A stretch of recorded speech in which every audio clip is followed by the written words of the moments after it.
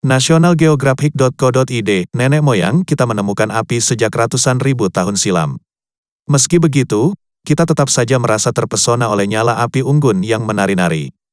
Menyalakan api dan mengendalikannya adalah salah satu bentuk kegiatan kimia tertua yang dipraktikkan oleh manusia. Selama berabad-abad, peneliti telah membentuk pemahaman dasar tentang bagaimana api berperilaku di terra firma.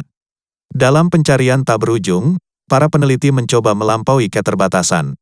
Beberapa dari mereka memutuskan untuk membawa api keluar dari dunia ini, untuk melihat bagaimana perilakunya. Pada 2012, para astronot di Stasiun Luar Angkasa Internasional menyalakan api. Melalui Flame Extinguishing Experiment atau FLEX, para ilmuwan mengamati sesuatu yang hanya menjadi teori sampai saat itu. Tetesan heksana yang dinyalakan bersama oksigen dalam ruang bakar telah menghasilkan bola api biru yang dingin. Api muncul ketika ada sesuatu yang terbakar dan gas di sekitarnya menjadi super panas dan mulai bersinar. Resep untuk membuat api cukup sederhana, karena kita hanya membutuhkan 3 bahan, oksigen, bahan bakar, dan panas. Hubungan dasar ini juga dikenal sebagai segitiga api. Sebagai penduduk bumi, kita tidak perlu terlalu khawatir tentang bahan pertama, oksigen.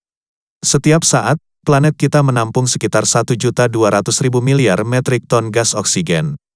Selain menopang kehidupan, lingkungan yang kaya oksigen ini menyediakan kondisi yang sempurna untuk menyalakan api. Selanjutnya, kita beralih ke bahan bakar, yaitu zat apapun yang akan terbakar dengan adanya oksigen dan melepaskan energi dalam prosesnya. Secara teknis segala sesuatu di sekitar kita adalah bahan bakar dan akan terbakar jika dibiarkan mencapai suhu yang cukup tinggi. Namun, umumnya manusia menggunakan bahan yang mudah terbakar atau memiliki titik api rendah sebagai bahan bakar.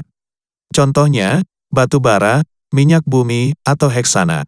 Pembakaran api melibatkan proses kimia sederhana yang dikenal sebagai pembakaran.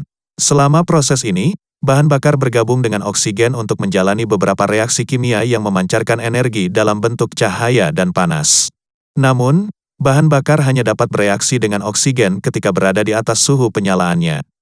Kelebihan energi yang dibutuhkan untuk mencapai suhu ini dan memulai proses pembakaran disediakan oleh sumber panas eksternal.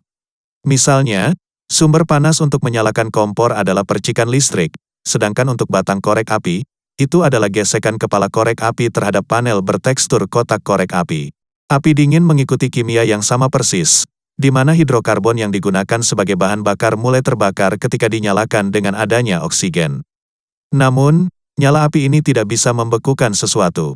Api disebut api dingin, karena suhu nyala api ini cukup rendah. Sebuah kompor masak rata-rata menghasilkan nyala api sekitar 1700 derajat Celcius, sedangkan suhu nyala api dingin berkisar antara 400 hingga 600 derajat Celcius. Api dingin yang diamati di ISS berbentuk bulat, yang hampir tidak mungkin dibuat ulang di bumi dalam kondisi normal. Sebagian besar dari kita mungkin tidak menyadarinya, tetapi gravitasi memainkan peran utama dalam bagaimana api berperilaku di planet kita. Ketika api dinyalakan di bumi, kolom udara, gas di sekitarnya menjadi panas. Berdasarkan konveksi, gas panas yang kurang padat akan menaik dan menyedot udara yang lebih dingin dan segar untuk mempertahankan api. Efek dorong dan tarik antara gas panas yang lebih ringan dan udara dingin yang lebih berat ini menimbulkan bentuk titik-titik air yang berbeda dari nyala api. Di ruang angkasa, tidak ada gravitasi untuk menciptakan gradien kepadatan, yang menjelaskan mengapa api berbentuk bola.